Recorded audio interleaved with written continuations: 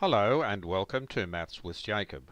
This lesson will focus on ordinal numbers. All kindergarten students would have some idea about ordinal numbers. For example, lining up at the canteen, lining up to catch a bus, or lining up at the assembly are all examples where ordinal numbers are used. Ordinal numbers talk about position or order. Students should not have much trouble with this topic because many examples that they have experienced in real life can be discussed. So writing ordinal numbers, here are the numbers starting with first, second, going right up to 10th, so they're the words, and that's how you write them in numbered form.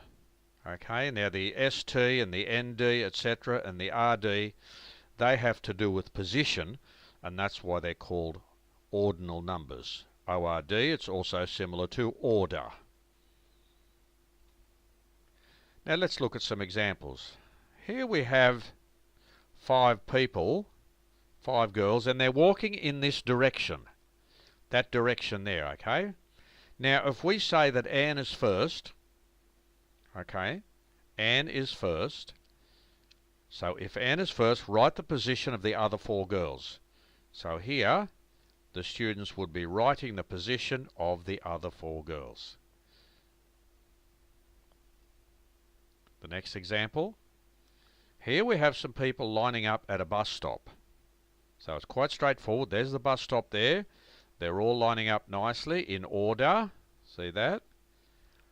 If Kate is first, so you have to set it up properly. So now they know that Kate is first at the bus stop. Write down the position of Mary. So we have to write Mary's position, Tim, and Janet. And they would write the answers on the line. Next example. Let's assume that this is a racetrack and all these cars here are in order.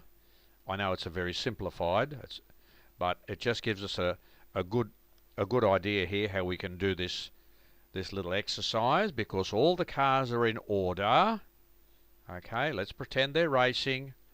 The direction of the race is this way because there's the start and there's the finish. Answer the following questions for the above picture. Okay, so remember, the direction of the race is this way.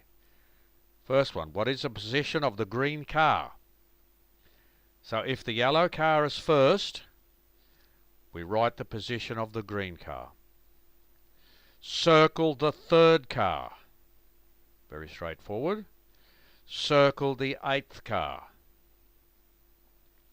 And what is the position of the last car? That's the last car there, so they'd have to write down the position of that car.